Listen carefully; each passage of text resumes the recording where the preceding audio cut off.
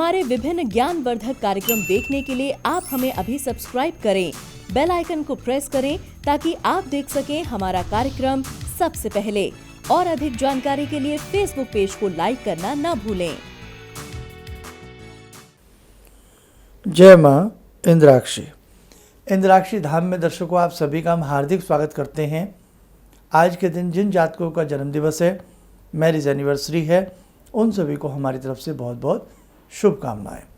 आज का पंचांग 9 अगस्त दिन रविवार सन 2020 भाद्रपद कृष्ण पक्ष संवत 2077 तिथि षष्ठी। आज हल षष्ठी भी है। नक्षत्र रेवती, राहु काल 4:30 से 6, दिशा सूल पश्चिम दिशा।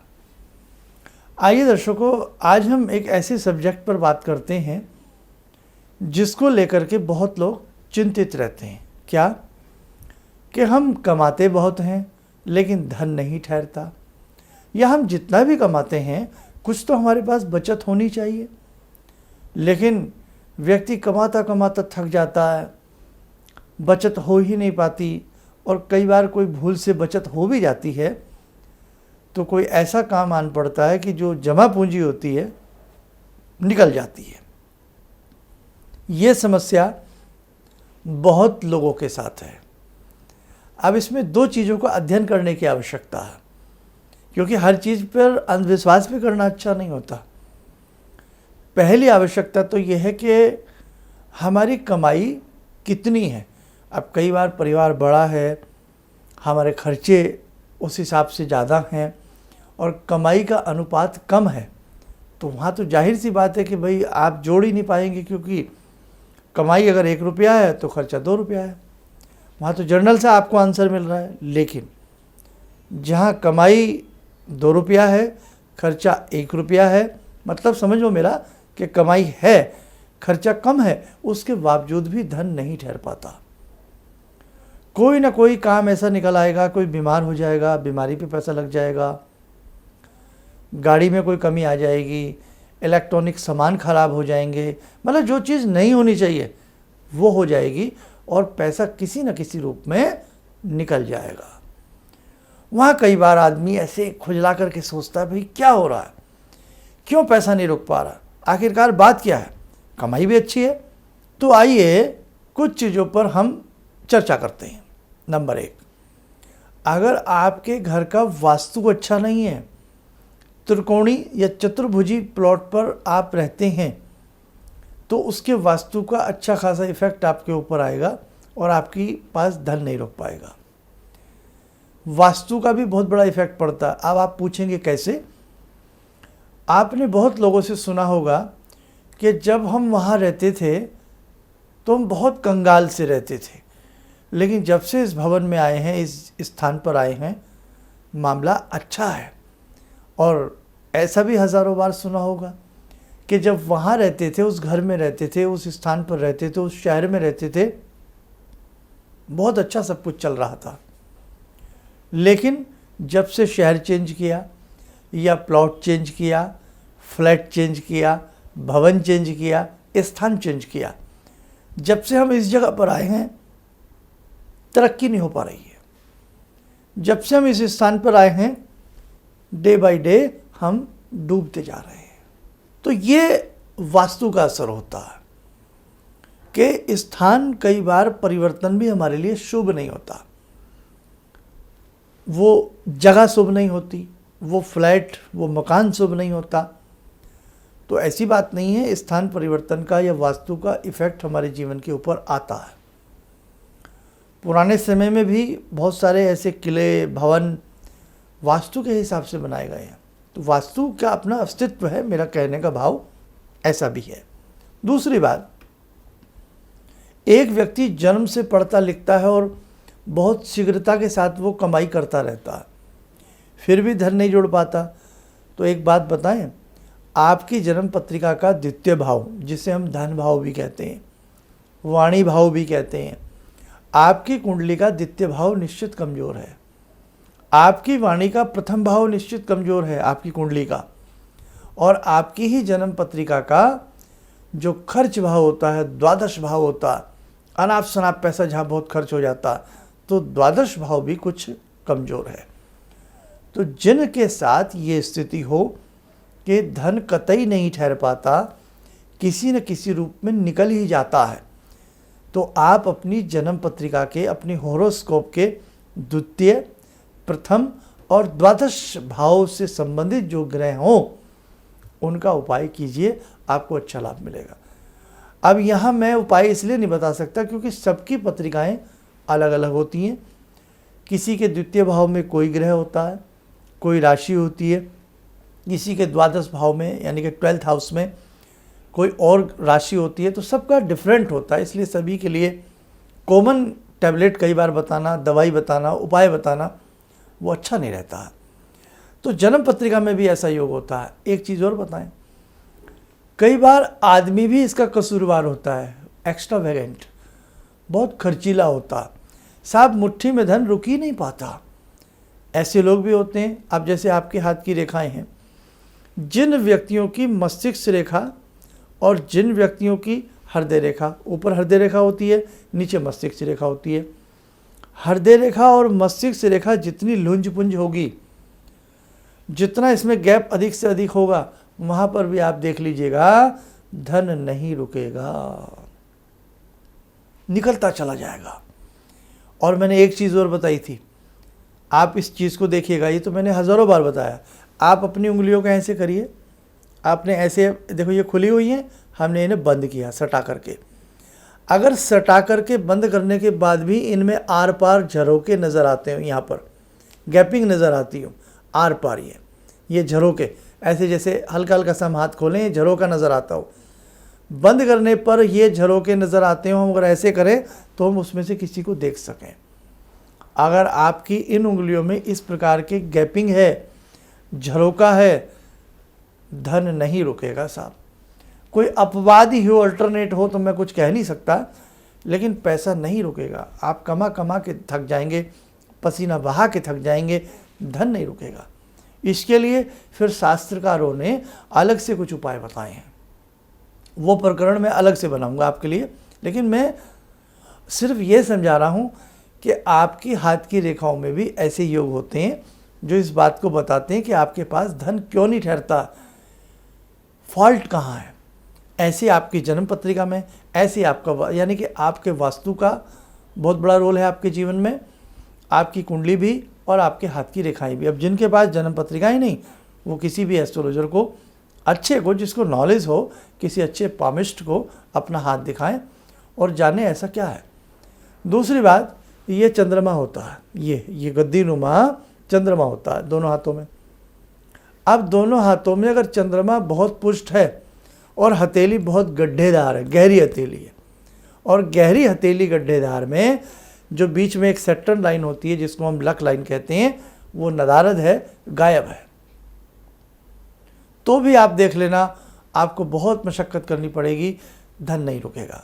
और यदि लक लाइन है, टूटी हुई है, खंडित है, कमज़ोर है, तो पैसा तो आएगा, सिर्फ जीने लायक, कि हम जिंदगी जी सकें, इसके अलावा नहीं। हथेली में इतना कुछ इंसान की छिपा हुआ होता है, आपके हर सवाल का जवाब आपकी हथेली में परमात्मा ने छिपा करके रखा है, और उसका सॉल्यूशन भी बताया कि इसके लिए हम क्या कर सकते हैं। देखो,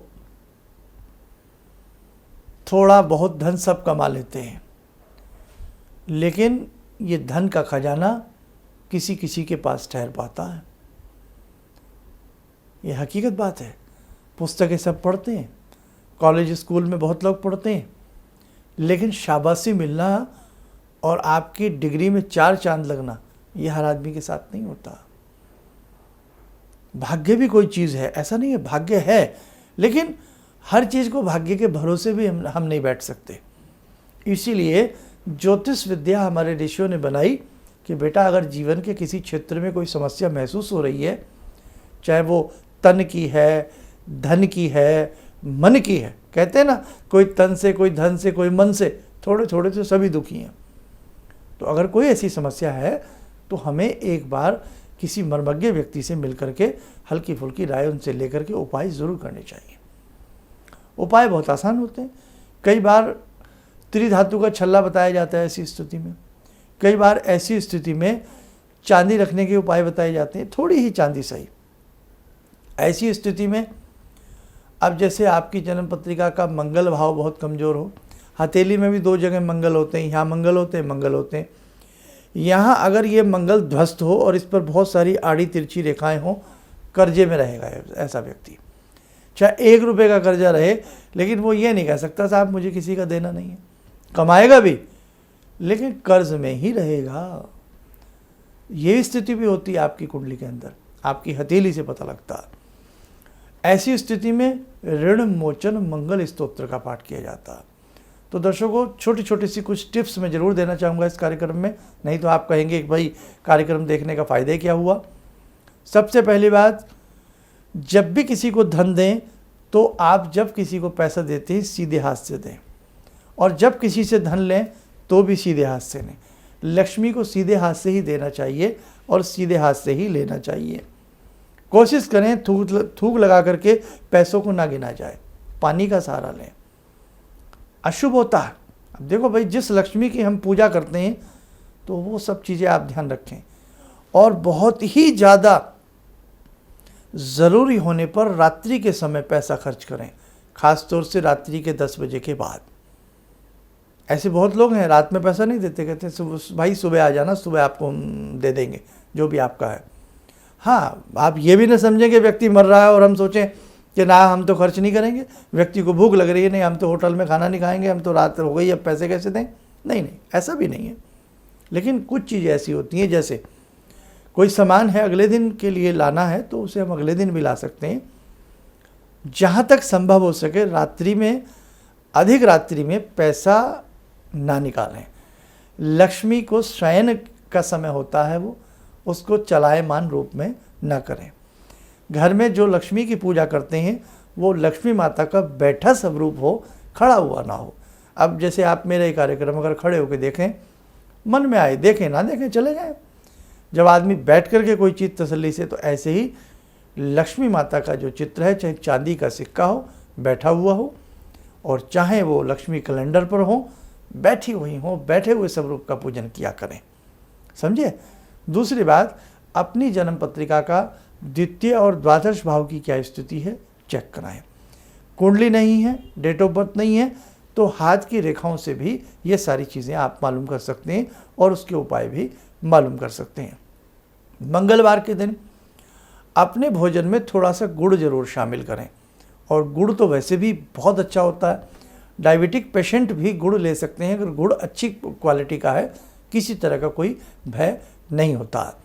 एक चीज़ और बताएं, मंगलवार के दिन मीठी रोटी या मीठा पराठा या मीठी पूड़ी पक्षियों को डालने से भी धन की बढ़ोतरी होती है। किसी की सेवा करेंगे, आशीर्वाद तो मिलता ही मिलता है। मंगलवार के दिन बैल को गुड़ खिलाना बहुत अच्छा होता है। मंगलवार के दिन लाल तिलक लगाना या कोई लाल रंग का वस्त्र धारण करना भी बहुत अच्छा होता है। उपाय तो बहुत हैं, लेकिन इन्हीं में से आप 2-4 उपाय चूज़ कर लीजिएगा तो आपके लिए बहुत अच्छा रहेगा। और मंगल का बीज मंत्र, जब बहुत दिक्कत रहती हो तो ऐसे लोगों को मंगल का बीज मंत्र जरूर पढ़ना चाहिए। मंत्र ओम क्राम क्रीम क्रोम सह भौमाय नमः, बहुत आसान मंत्र है, और मंगल का जो बीज मंत्र पढ़ता है उसे बहुत अच्छा लाभ मिलता है। मंगलवार का व्रत रखने से भी आपके धन की पोजीशन सुदृढ़ होती है। आप इनमें से कुछ भी करें, और मंगलवार के दिन लाल रंग का दान करना, लाइक टमाटर दे सकते हैं, गाजर दे सकते हैं, लाल दाल दे सकते हैं, कपड़ा दे सकते हैं, लाल रंग का गुड़ दे सकते हैं, किसी की भी सेवा कर सकते हैं जितनी आपकी हैसियत है, जैसी पॉकेट अलाउ करती है। ऐसा सब करने से भी धन की मात्रा ठहरने लगेगी। और देखो भाई, ये तो जनरल बातें हैं, और अधिक गहराई के लिए किसी को अपनी अच्छे पामिस्ट को कुंडली या हाथ दिखाया जाए तो और बहुत सारी चीज़ें सामने निकल करके आती हैं और आपको लाभ ज़रूर मिलेगा। आइए दर्शकों, समय हो चला आज की ध्यानमाला का। आज की ध्यानमाला में जब मंगल की बात हुई है तो जुड़ते हैं आज की ध्यानमाला में बाबा हनुमान जी से। ओम अतुलित बलधामं हेमशैलावदेयं धनुजवन कृशानु ज्ञानिनामग्रगण्यं सकलगुणनिधानं वानराणामधीशं रघुपतिप्रियभक्तं वातजातं नमामि मनोजवं मारुततुल्यवेगं जितेन्द्रियं बुद्धिमतां वरिष्ठं वातात्मजं वानरयूथमुख्यं श्रीरामदूतं शरणं प्रपद्ये श्रीरामदूतं शरणं प्रपद्ये रामाय रामभद्राय रामचन्द्राय वेदसे श्रीरघुनाथनाथाय सीताया पतये नमः श्री हनुमंताय नमः।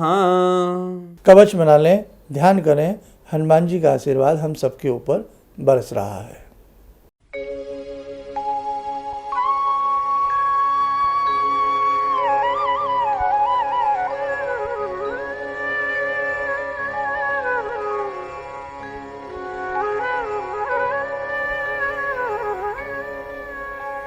ओम बोलते हुए नेत्र खोलें, सामान्य हो जाए। देखो दर्शकों, जन्माष्टमी का आगमन है। बहुत लोगों के मन में कन्फ्यूज़न है कि जन्माष्टमी 11 तारीख को करें या 12 तारीख को करें। भगवान श्री कृष्ण का जन्म सभी को मालूम है अर्धरात्रि में हुआ, 12 बजे के आसपास। 12:05 पर लड्डू गोपाल का सारा कार्यक्रम अच्छे से किया जाता है। नहलाना धुलाना, सज सवर के पालकी में बिठाना और पालकी झुलाना बहुत अच्छा रहता है। तो जन्माष्टमी का हर बार ये कन्फ्यूज़न रहता है, नक्षत्र भी मिल जाता है, कई बार नहीं मिल जाता। तो इस बार जो जन्माष्टमी सही रूप में है वो 12 तारीख की है। 12 अगस्त की जन्माष्टमी आप लोग मनाएं, और बाकी देखो भाई आपकी अपनी इच्छा है। और जन्माष्टमी पे हमें कैसे क्या करना चाहिए ये वीडियो आपको कल मिल जाएगी, और आप उसे अच्छे से समझें, अच्छे से सुने।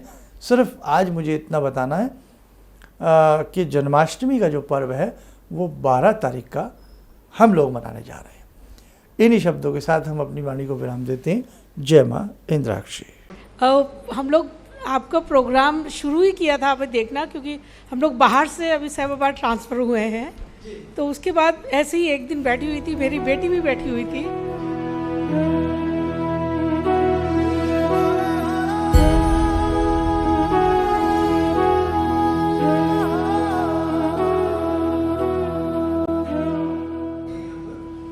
उस टाइम उसके बाद जॉब नहीं थी।